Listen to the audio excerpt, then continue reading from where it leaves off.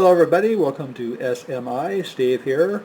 Here we are, part 2 of the SS Botany Bay from Fantastic Plastic. And we are now finished with the Botany Bay and ready to do a finale video, so if you hang on, I'll be right back. Hi everybody, welcome to part 2 of the SS Botany Bay build. This kit comes from Fantastic Plastic. It is a 350 scale model to go with the 350 scale Enterprise. It is now done and complete. Very nice kit. Didn't have a whole lot of issues with this. It's a solid resin kit. Hardly found any pinholes or anything like that to address. There was a few, but nothing major. Used a round tube base there for support. This is heat shrink tubing right here. I just put it over the rod and then shrunk that over the tube there. So I was kind of going for the remastered version on this one, just to kind of break up the hull a little bit, give it some detail, kind of make it pop and come alive. And of course do some very heavy-duty weathering on it also. This thing's been out in space for like 200-300 years, so it's been through ion storms, meteor storms, you name it, all sorts of storms. Try to watch. Yep, I'm going to clear the back wall there from the solar panels. Even added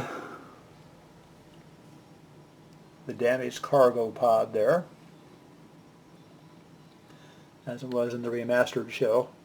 And it's kind of my own creativity on this one too. Didn't want to match it exactly to the screen, but kind of give it some, depth and detail there a little bit. So, and I've had some people ask me how I did these radiators back here.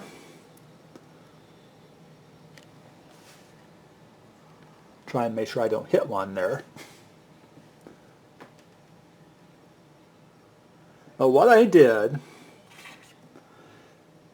this is part of the resin part right here. I sanded that flat to make that area just a little bit bigger there.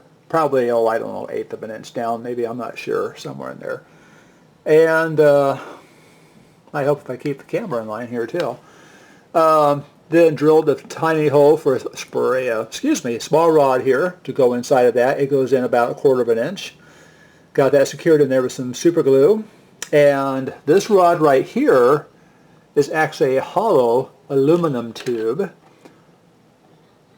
And I actually used photo etch screens to replace the kit ones here because they were a very thin resin screen and very fragile. And of course, most of the holes were covered up with, gunk just from resin casting. So that's why I opted to go with the screens there. So I cut those out and cut those to size and shape to get those glued in there.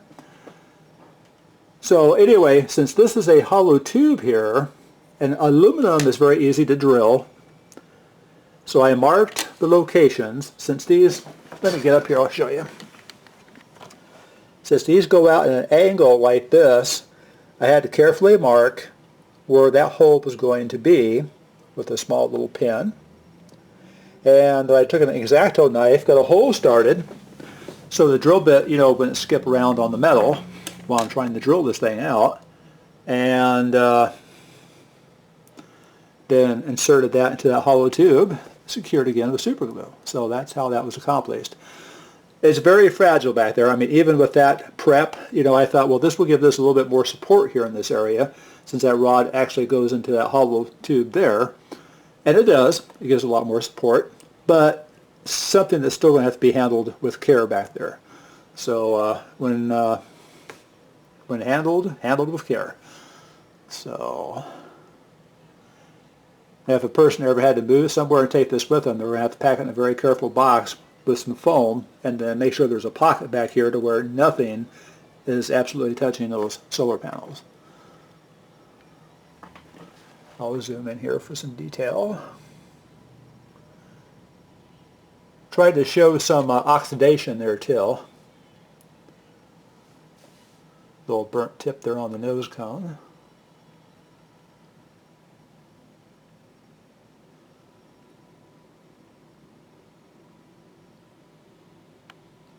Overall, this was a very nice kit to do. Hardly took any time whatever. I think probably the total build time on this was probably, oh, I'd say 2 weeks probably.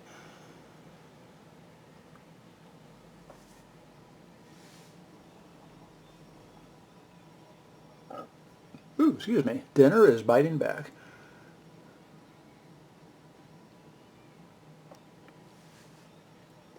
Plus the way I'm sitting is not helping either.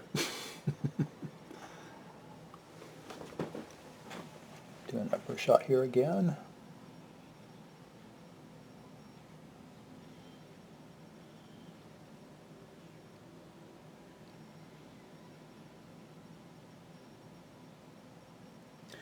Yeah, very happy how this came out. So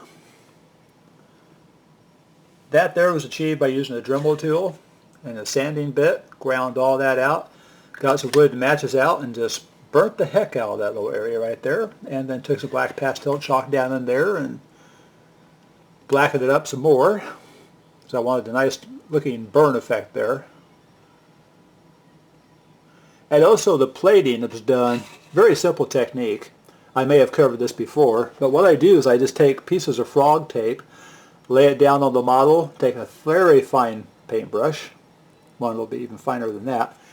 Now I just go around the edges of the tape with black pastel chalk and then blow it off, take the tape off. I did it one section at a time, like here, then there, then, you know, actually basically I started up here, then worked my way back to the back part of the ship. And if you just do it sections at a time, you get all those done, you lift off the tape, take a wide brush and blend everything toward the back so it's streaking this way, clean up any bad areas. Went with a dark gray pastel in between some of the panels just to give them kind of a different tonal quality. You can see some of them right there. Then I used rust just to give it that oxidation look. So, or it looks like some of the panels have completely oxidized and other ones haven't, or possibly just getting started with oxidation. So anyway, this is it. This baby is done and finished. So if you're looking for a good Botany Bay model to go with your 350 scale Enterprise, this is the one to have.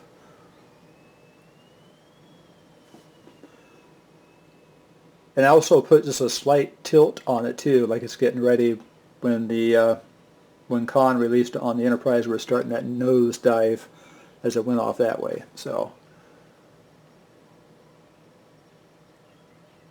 alrighty, there we go. I will close out. The next video coming up will be a video review of the Silent Running Robots from Bronson Canyon Productions. So stay tuned for that one. Those are also very fantastic kits too. So we'll cover those tomorrow in the next video. Everybody take care. We'll talk again soon.